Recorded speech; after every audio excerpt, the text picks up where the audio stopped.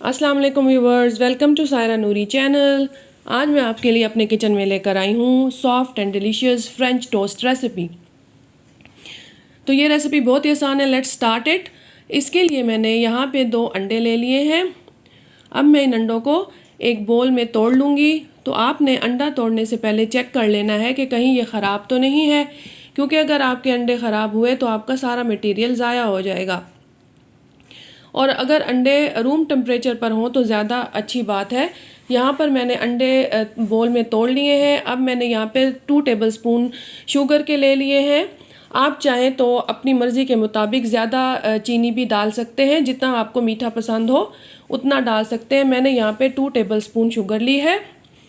अब यहाँ पे अंडे और चीनी के मिक्सचर में मैंने आधा कप दूध डाला है। आप इसकी जगह अगर चाहें तो क्रीम भी डाल सकते हैं, ये आप पर ही डिपेंड करता है। और इसको अब अच्छी तरह से बीट कर लेंगे, और ताकि तमाम जो भी इंग्रेडिएंट्स हैं वो अच्छी तरह से आपस में मिक्स कर लेंगे, ताकि चीनी जो है वो भी इसमें घुल जाए और तमाम चीज़ें जो है वो अच्छी तरह से आपस में घुल जाएं। तो अब यहाँ पे मैंने ब्रेड के स्लाइसेस ले लिए हैं। आप कोई सी भी ब्रेड ले सकते हैं अपनी मर्ज़ी की, लेकिन ब्रेड के स्लाइसेस जो है वो बहुत ज़्यादा पतले नहीं कटे हुए होने चाहिए। यहाँ पे मैंने स्लाइसेस लेके उसकी जो साइड्स हैं वो कट कर ली हैं। आप चाहें तो इसकी साइड्स कट ना करें।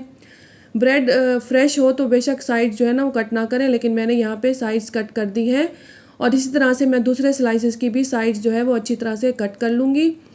इनको कट करने के बाद अब मैं जो ब्रेड का जो स्लाइस है इसके ऊपर मैं जैम लगाऊंगी।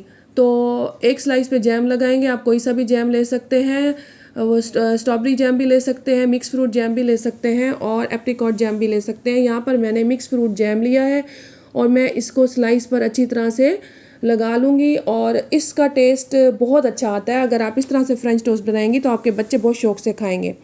अब मैं दूसरा स्लाइस जो है वो ब्रेड के जैम वाले स्लाइस के ऊपर रख दूंगी और इसको अच्छी तरह से प्रेस करूंगी, ताकि दोनों स्लाइसेस एक दूसरे से अच्छी तरह से जुड़ जाएं। अब मैंने यहाँ पर एक पैन लिया है और इस पैन में मैंने 2 से 3 टेबलस्पून ऑयल के डाल लिए हैं। और अब मैं इस ऑयल को गर्म होने दूंगी। आप इसमें बटर भी डाल सकते हैं।